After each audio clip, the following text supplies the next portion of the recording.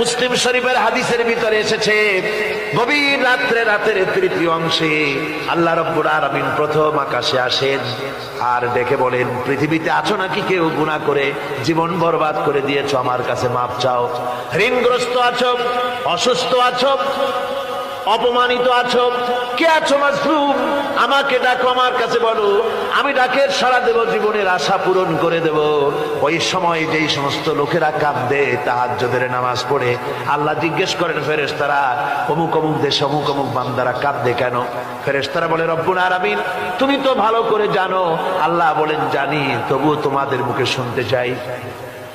তারা বলে, রব্বুল আলামিন তোমার এই বান্দা গুনাহ করেছে, গুনার জন্য মাপ চায়, জাহান্নাম থেকে বাঁচতে চায়। আল্লাহ পাক বলেন, ফেরেশতারা আমার এই বান্দারা আমারে দেখেছে নাকি? বলে দেখে নাই। বলে আমার দোজখ দেখেছে নাকি? বলে না, তাও দেখে নাই। আমার বেহেশত দেখেছে নাকি? বলে না, তাও দেখে